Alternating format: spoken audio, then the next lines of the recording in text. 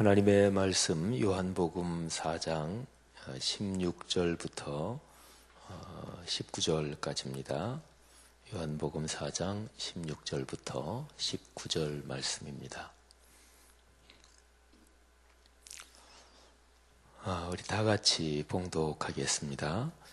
이르시되 가서 내 남편을 불러오라. 여자가 대답하여 이르되 나는 남편이 없나이다. 예수께서 이르시되 내가 남편이 없다 하는 말이 옳도다. 너에게 남편 5이 있었고 지금 있는 자도 네 남편이 아니니 내 말이 참되도다. 여자가 이르되 주여 내가 보니 선지자로소이다. 아멘.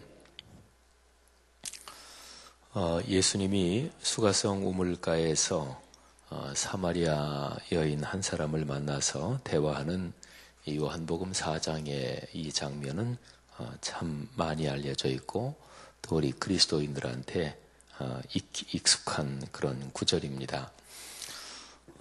예수님께서는 그 여인을 생각하시면서 그 여인의 마음과 그 여인의 영적 상태를 안타깝게 여기시면서 기도하셨을 것입니다.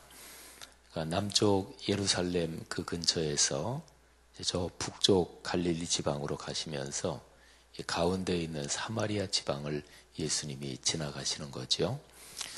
근데 예수님은 사마리아 지방을 지나가시기 전에, 그러니까 글로 통과하면서 그 계획을 가지고 계시면서 이미 그 여인을 마음에 품고 기도하고 계셨을 것입니다.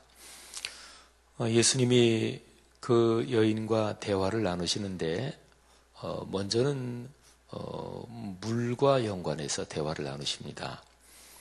여인이 물을 기르러 왔고 또 그 장소가 우물가니까 아주 자연스러운 거죠. 근데 예수님은 그 여인을 그 여인의 영적 상태 그쪽으로 얘기를 끌고 가십니다. 그래서 물에 대해서 말씀하시면서도 내가 주는 물을 먹는 사람은 목마르지 않는다.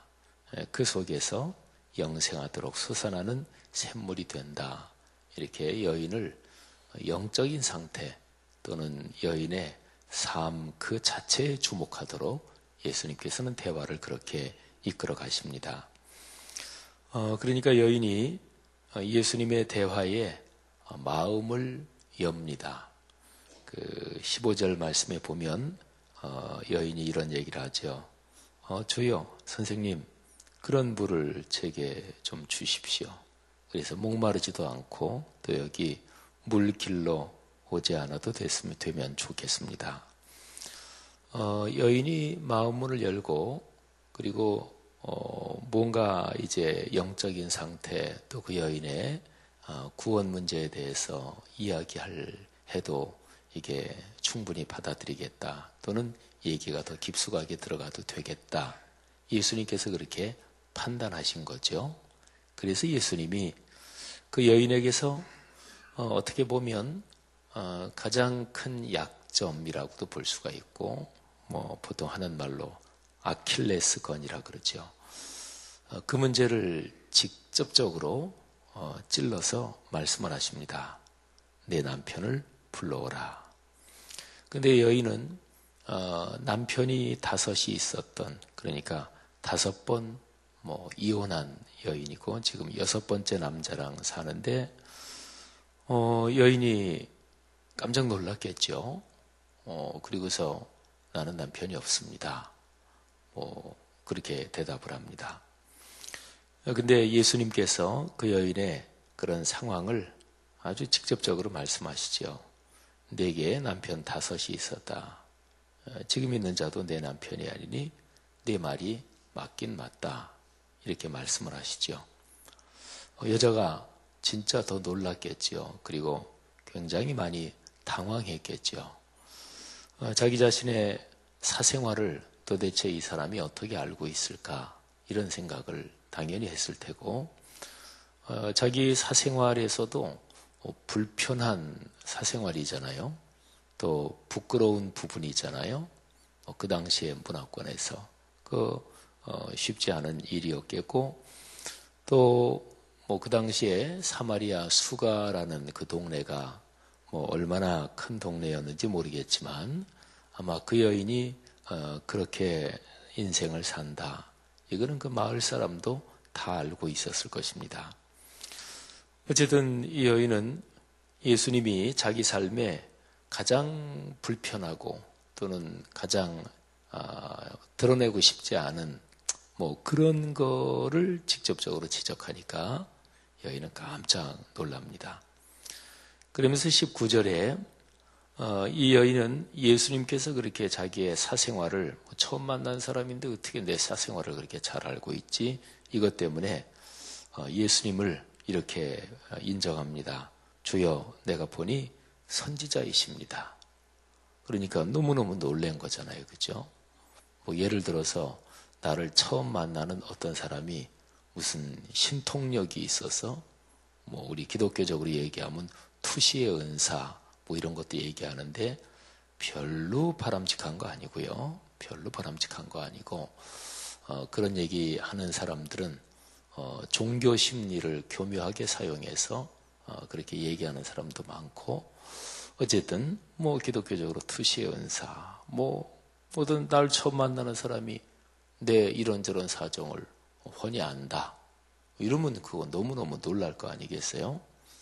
이 여인은 지금 그런 상황입니다. 이 여인이 예수님을 완전히 메시아로 주님으로 인정하지는 아직은 않았지만 그런데 여인은 예수님에 대해서 상당 부분 마음이 열린 거죠. 예수님께서 이 여인에게 복음을 전하시는 건데 말하자면 그 복음을 전하시는 과정을 보면 우리가 참 배워야 될 점, 또 우리가 따라가야 될 점이 여러 가지가 있습니다. 우선 하나는 예수님은 처음부터 다짜 고짜로 말씀하지 않으셨습니다. 처음에 오물 곁에 딱 앉아 있다가 예수 여인을 만나고서 금방 다짜 고짜로 내가 메시아다. 나를 믿어라. 이렇게 얘기하지 않으셨습니다. 처음에는 그냥 물 얘기를 하셨어요. 뭐 갑자기 날씨가 더워졌다 그러면 아유 날씨가 참 더워졌습니다. 뭐 이렇게 얘기를 꺼내고 이제 그러는 식이죠. 말하자면 얘기하면서 접촉점, 얘기가 될 수 있는 그런 걸 하면서 이렇게 이제 얘기 속으로 들어가고 그 사람이 불편하지 않게 어색하지 않게 얘기를 시작을 하는 거죠. 복음을 전할 때 이 점이 대단히 중요합니다. 그러니까 우리 그리스도인이 다른 사람한테 전도하거나 복음을 전할 때요. 제일 중요한 거는 그 사람을 그리스도 앞으로 인도한다. 이게 목적이잖아요. 이 목적을 잊어버리면 안 됩니다. 그래서 전도는 무례하게 하면 안 돼요. 그래서 길거리에서 노방 전도하는 것 참 필요한 일이고 좋은 일인데 노방 전도할 때 참 예의 바르게 해야 됩니다. 그리고 노방 전도할 때는 될 수 있으면 옷도 단정하고 깨끗하게 입어야 됩니다. 그냥 뭐 아무렇게나 입고 또는 뭐 좀 우스개 섞어서 얘기하면 머리도 빗지도 않고 뭐 그렇게 전도지를 나눠주거나 그러면 사람들이 어떻게 생각하겠어요? 그러니까 노방 전도하고 그리고 알지 못하는 사람한테 모르는 사람한테 이렇게 전도 개인 전도든 이런 거 할 때는 넥타이 남자 같으면은 잘 매고 아니면 넥타이 안 매더라도 옷을 단정히 하고 또 여자분들도 옷을 깔끔하게 잘 입고 그렇게 전도를 해야 됩니다. 그리고 전도할 때 남을 무례하게 남이 불쾌하게 그렇게 하면 안 됩니다. 예를 들면 예수 안 믿으면 지옥 갑니다. 이 얘기부터 그냥 큰 소리를 해대고 그러는 거는 바른 전도 방법이 아닙니다. 오늘 여기에서 예수님이 여인과 대화하는데 처음에는 어색하지 않게 아주 자연스럽게 그냥 우물가에서 물 얘기를 하시잖아요. 그래서 접촉점이 먼저 생겨야 되는 거죠. 그 다음에 예수님은 이제 상황이 이 여인이 이제 직접적인 얘기를 해도 되겠다. 이제 이렇게 판단이 드셨을 때 그 여인에게 내 남편을 불러오라. 이렇게 말씀을 하십니다. 이제 마음 문이 열리고 상황이 되면 그 다음에는 이제 여러 가지로 접근할 수 있어요. 그거는 상황에 따라 다르고 사람에 따라 다르고 여러 가지로 접근할 수 있습니다. 근데 지금 현재 예수님께서 여인을 만나시는 이 장면에서 예수님은 이제 마음이 열렸다. 이제 영적인 문제, 이 여인의 삶 자체, 구원 문제를 얘기해도 되겠다. 이렇게 판단이 드셨을 때 사실은 아주 정면으로 콱 찔러 들어가신 거예요. 내 남편 불러오라. 갑자기 물 얘기하다가 다짜고짜로 남편 얘기하니까 여인이 속으로 깜짝 놀라면서 겉으로는 표정 관리하면서 전 남편이 없습니다. 그랬더니 예수님이 그 다음에 내가 남편이 5이 있었는데 그리고 지금 있는 사람도 내 남편이 아니고 이렇게 얘기하니까 여인이 깜짝 놀라는 거죠. 사람마다 자기 불편한 사생활 또는 드러내고 싶지 않은 자기의 약점이 누구에게나 있습니다. 사람은 살면서 예를 들어서 몸이 굉장히 약하다. 이것도 사람에게 약점이죠. 또는 내가 과거에 어떤 잘못을 저질렀다. 이것도 약점인 것이고 하여튼 남에게 보통 드러내거나 또는 남에게 얘기하고 싶지 않은 불편하다. 이렇게 표현해도 좋고 부끄러운 점이다. 이렇게 표현해도 좋고 약점이다. 이렇게 표현해도 좋고 어쨌든 어떻게 표현해도 좋아요. 그런 게 사람 누구에게나 다 있습니다. 그런데 예수 그리스도 안에서 또는 하나님과의 관계에서는 자기의 그런 드러내고 싶지 않은 것까지 하나님 앞에서 이렇게 다 내어놓고 주님께 맡길 때 그때의 주님과의 관계가 깊어집니다. 어떤 분은 그렇게 생각하실 거예요. 주님은 어차피 다 알고 계시니까 주님께 내놓지 않는 게 뭐가 있겠습니까?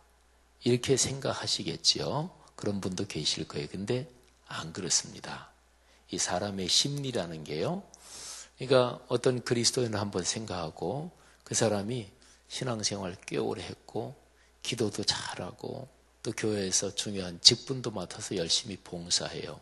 근데 그냥 신앙은 그 사람 속은 몰라요. 누구 신앙이 참 좋다. 저 사람 신앙 엉망이다. 그렇게 함부로 평가하는 거 아니에요. 근데 그 사람의 속에 신앙이 어떤지는 모르지만 그 사람이 하는 행동이나 말 이거는 알잖아요. 그거는 눈에 보이잖아요. 그죠? 그리고 말과 행동도 사람이 다 평가할 수는 없지만 누구가 보기에도 저 사람 저렇게 말을 함부로 해. 또 누가 보기에도 한두 사람 그러는 게 아니라 누가 보기에도 어떻게 행동이 저래 이런 사람이 있잖아요. 근데 그러면서도 기도도 잘하고 또 교회도 오래 다니고 교회에서 중요한 직분 맡아서 그런 사람이 있어요. 근데 그런 사람은 이제 저는 목사잖아요. 종교 심리나 또는 이런 목회에 필요한 것들을 배우잖아요. 근데 그런 사람들은 심리가 어떠냐면 자기 자신의 부끄러운 점을 하나님 앞에 내놓지 않는 사람입니다. 그러니까 기도할 때도 진짜 솔직하고 진솔하게 자기 자신을 하나님 앞에 내놓지 않는 거예요. 하나님 앞에 숨기는 거죠. 자기 불편한 사생활. 그러니까 하나님 앞에서도 척하는 거예요. 신앙 좋은 척, 나 잘못하지 않은 척. 그게 가능할까? 이렇게 생각하실지 모르지만 충분히, 그러니까 사람 편에서는 충분히 가능해요. 사람은 그렇게 종교 심리가 굳어집니다. 그러니까 예수 믿는 사람 중에서 굉장히 교회 열심이고 오래 다니고 성경 지식도 많고 기도하면은 쫙 기도를 아주 유창하게 다른 사람 은혜 받도록 막 그렇게 하는데 실제로 일상의 삶이 아름답게 변하지 않는다. 그런 사람은 대부분 유형이 이런 거예요. 이게 굳어지면 참 고치기 힘듭니다. 그래서 제가 늘 강조하는 거예요. 신앙생활에선 제일 중요한 게 진실한 겁니다. 소박한 겁니다. 신앙생활에서 멋부리면 안 돼요. 그러면 반드시 신앙이 망가집니다. 신앙생활에서 편가르면 안 돼요. 반드시 신앙이 망가집니다. 왜냐하면 편가르면 그러면 내가 어느 쪽 편을 들어야 되잖아요. 편을 들면 이게 예를 들어서 내 편이니까 감싸주고 이러잖아요. 그러니까 진실하게 자기 입장을 계속 가져가지 못해요. 그러니까 성경에서 그토록 구약 성경에서부터 분당, 예? 분당 사시는 분 죄송한데, 예? 이렇게 편가르는 거를 하나님이 엄하게 아주 말씀하신 거예요. 그거는 편가른다 그 자체가 문제가 아니라 더 문제가 뭐냐면 진리를 따라 산다. 이게 이제 안 되는 거예요. 그러니까 하나님의 말씀인 진리를 따라 산다. 예수님은 그런 말씀도 하시잖아요. 내가 세상에 칼을 주러 왔다. 불을 던지러 왔다. 그 이상한 말씀이잖아요. 주님은 평화와 사랑을 위해서 오셨는데 칼을 주러 왔다. 불을 던지러 왔다. 뭐 싸움 붙이러 왔다. 그런 얘기 하셨어요. 며느리와 시어머니 또는 부모와 자식이 또 서로가 이게 싸울 것이다. 그리고 나보다 부모, 자식, 형제를 더 사랑하는 사람은 하나님 나라에 합당하지 않다. 그런 말씀하셨잖아요. 그죠? 그러니까 진리이신 주님, 주님보다 더 높은 게 없어야 그게 이제 깊은 신앙이잖아요. 그죠? 그러니까 이제 그런 거예요. 그래서요, 오늘 이 말씀을 이렇게 보면서 자기 마음을 주님 앞에 이렇게 내어놓는 거, 드러내는 거, 이게 쉬울 것 같지만 쉽지 않습니다. 그러니까 이렇게 혼자 기도할 때 자기 마음을 주님 앞에 내어놓는 훈련을 해야 돼요. 예를 들어 말하든 안 하든 하나님은 다 알고 계시지. 맞아요. 다 알고 계십니다. 근데 하나님은 알고 계시는데 자기가 자기를 모르는 거예요. 자기가 자기를 착각하는 거예요.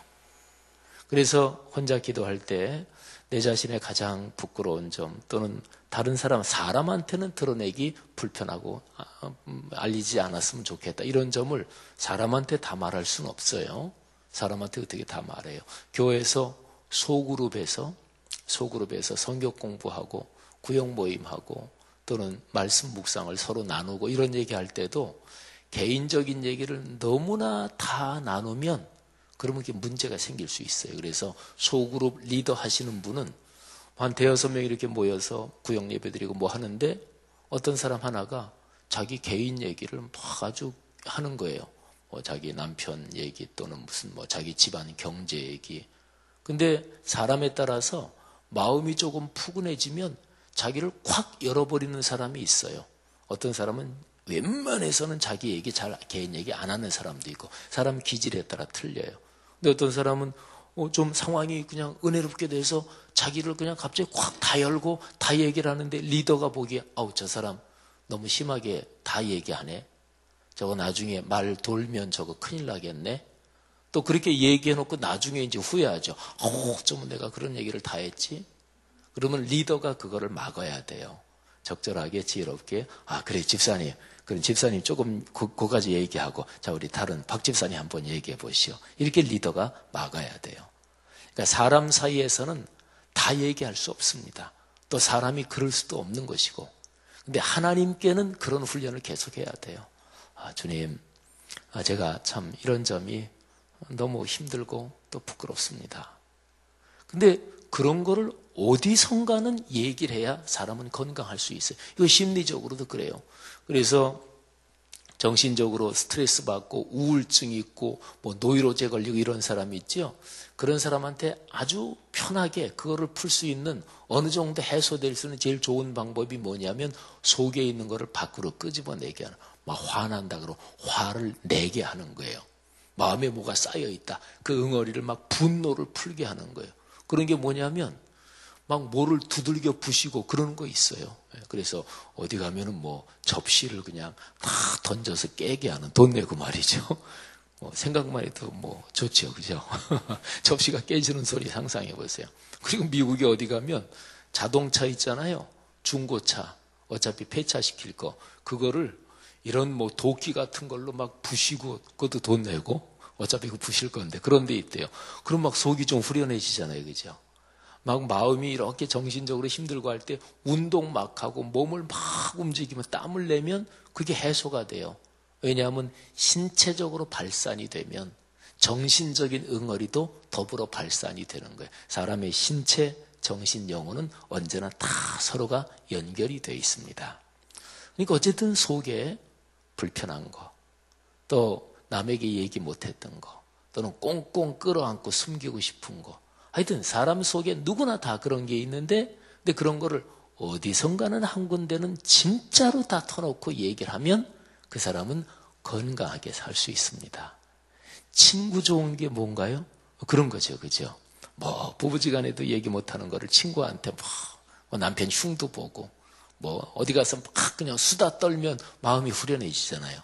그게 뭐 그런 거죠. 그리고 그냥 예를 들어서 신우이랑 같이 그냥 신우이하고 또 저기하고 친구도 아닐 경우에는 남편 그냥 흉 보고 그러면 속이 후련해지잖아요.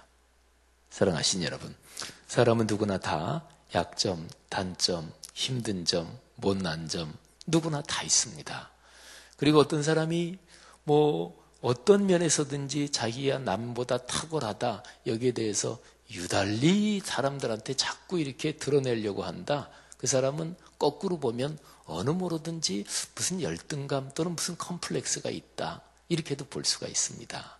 그래서 사람 인격이 또는 사람 삶이 제일 아름다운 거는 그냥 자연스러운 사람이에요. 자연스러운 사람.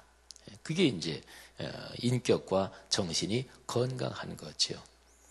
성도 여러분, 우리 자신이 가지고 있는 그런 뭔가 좀 부족한 점, 그런 거를 예수 그리스도 앞에 내어놓는 훈련이 늘 이어지기를 바랍니다. 기도할 때 자꾸 그렇게 하셔야 되죠. 기도하시면서. 그래서 기도는 팍 소리내서 간절하게 통성으로 기도도 해야 되지만 또 어떨 때는 조용하게 주님 앞에 자기 심정을 아뢰고 또 내 약점, 단점, 부끄러운 점, 못난 점, 알려지지 않았으면 하는 점, 나만 꽁꽁 끌어안고 있는 그런 거를 주님 앞에 그냥 다 내어놔야 돼요. 주님. 그래서 자기가 의식적으로 주님 앞에 내어놓을 때, 내어놓기 전에도 하나님은 아셔요.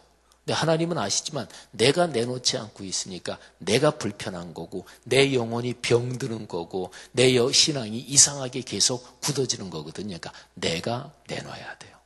그러니까 내가 내놓을 때 그때부터 내 신앙은 회복되기 시작하고 또 내 신앙이 성숙하기 시작하고 그러는 거죠. 사랑하신 여러분, 오늘 예수님께서 이 여인의 가장 아픈 점, 아마 이 여인은 그렇게 생각했겠죠.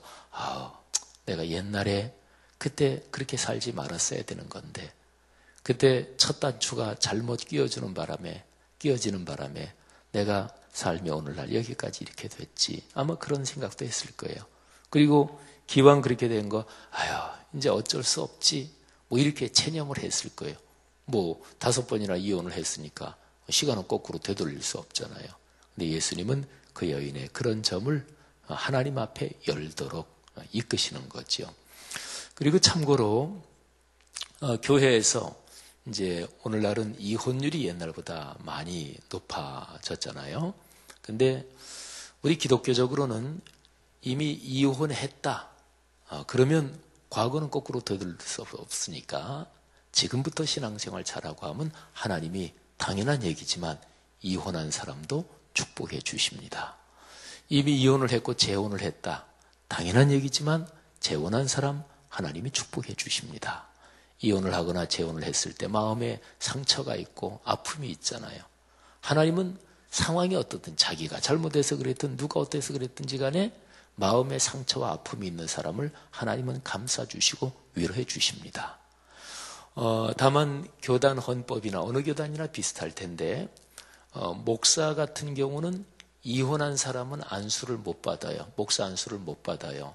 전도사도 역시 마찬가지일 수 있는데 전도사 경우는 조금은 저렇지만 목사 안수는 이혼한 사람은 목사 안수를 못 받습니다. 근데 그때도 이제 이런 경우는 있어요. 그 사람이 예수를 믿기 전에 이혼했다. 그거는 상황을 봐서 목사 안수가 허락될 수도 있어요. 근데 예수를 믿고 난 다음에 이혼했다. 그 사람은 뭐 교단마다 좀 틀리지만 우리 교단 같은 경우는 안수를 받지 못합니다. 또 되게 그런 데가 많아요. 또 장로도 이혼한 사람은 장로, 장립을 못 받습니다. 교단 헌법상으로. 그러니까 뭐 목사든 장로든 살아가면서 이혼했다. 그러면 목사, 장로직이 박탈되게 돼 있어요. 교단 헌법상으로 목사 장로가 아무래도 주님의 일을 하는데 아주 중요한 직분이니까. 그러니까 그런 제도적인 틀 이런 건 있고 또 그런 건 있어서 어느 정도 지켜져야 되는 이런 제도는 필요하죠. 하지만 근본적으로 보면 사람이 살면서 뭐 어떤 상황에서 이혼하게도 되고 또 어떤 상황에서 또 아픔을 가지고 살아가고 또는 재혼하게도 되는데 그런데 하나님은 이혼한 분들의 아픔을 깊이 살피시며 끌어안으시는 분이십니다. 또 재혼한 가정, 과거의 아픔을 딛고 행복하게 살도록 하나님이 더 각별하게 신경 쓰시고 축복하시는 분이십니다. 성도 여러분들 가운데 혹시 그런 인생길에서 아픔이 있을 때 하나님께서는 더 각별하게 축복하시고 또 아끼신다는 사실을 꼭 기억하시고 주님을 꼭 붙드시기를 축복합니다. 기도하겠습니다. 하나님 아버지 은혜를 진심으로 감사합니다. 우리가 걸어가는 삶의 길에서 누구나 다 아픔과 또 약점과 못난 점 또는 드러내고 싶지 않은 점들 상황은 다르지만 다 있을 텐데 그런 점을 끌어안아 주시고 축복해 주시는 주님께 감사 올립니다. 오늘날 우리 사회 가운데서 원인이 어디에 있든지 간에 이혼의 아픔을 겪은 분들을 하나님이 위로해 주시고 또 재혼해서 사는 가정에 하나님이 각별한 은혜를 주시기를 기도합니다.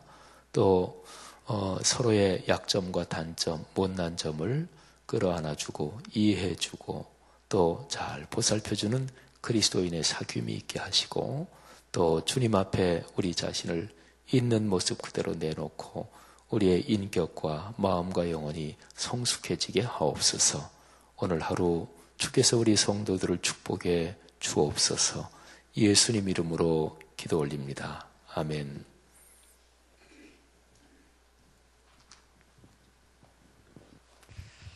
귀한 말씀 감사드립니다. 공동 기도문 선교입니다. 모든 민족과 나라의 십자가의 복음을 전하도록 온 세계에 12개의 선교센터를 세우게 하옵소서.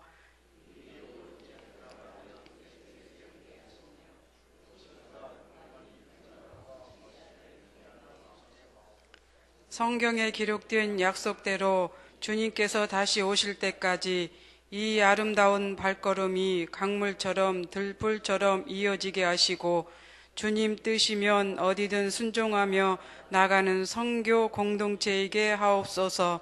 한 사람을 사랑하고 찾으시는 하늘 아버지의 마음이게 하옵소서. 아멘. 주님이 가르쳐 주신 기도 드리겠습니다. 하늘에 계신 우리 아버지, 아버지의 이름을 거룩하게 하시며 아버지의 나라가 오게 하시며 아버지의 뜻이 하늘에서와 같이 땅에서도 이루어지게 하소서. 오늘 우리에게 일용할 양식을 주시고 우리가 우리에게 잘못한 사람을 용서하여 준 것 같이 우리 죄를 용서하여 주시고 우리를 시험에 빠지지 않게 하시고 악에서 구하소서. 나라와 권능과 영광이 영원히 아버지의 것입니다. 아멘. 공동 기도 제목입니다. 지금 들은 말씀이 내 삶으로 이어지게 하옵소서. 말씀 삼운동 온세계 선교의 비전이 이루어지는 우리 교회가 되게 하소서. 2016년 요한일서 4장 16절의 말씀을 통해 하나님의 사랑이 풍성한 교회 되게 하소서. 2016년 이천 통독 시작으로 유종의 미를 잘 거두는 성도 되게 하소서. 전반기 VIP 전도 초청 예배가 귀한 영혼들의 축복의 장소가 되게 하소서. 화요 기도회와 교구 전도대를 축복하셔서 아름다운 열매로 이어지게 하소서. 양육반을 진행하는 리더와 훈련자들에게 힘을 주시고 지혜로 더하소서. 4월 13일 국민을 위하는 국회의원이 선출되게 하소서. 이 시간 공동 기도 제목과 여러분들이 가지고 오신 기도를 하나님께 올리신 후에 각자 삶의 자리로 나아가도록 하겠습니다. 장례 광고가 있습니다. 죄송합니다. 팔교구 안승권 집사님의 부친 고 안흥서 집사님께서 소천하셨습니다. 발인 예배가 오늘 오전 8시 30분 중앙보훈병원 장례식장 11호실에서 있습니다. 교회에서 오전 7시 50분 출발이며 장지는 동작동에 있는 국립서울현충원입니다. 다 같이 공동 기도문과 또 여러분들이 가지고 오신 기도를 하나님께 올리신 후에 삶의 자리로 나아가도록 하겠습니다.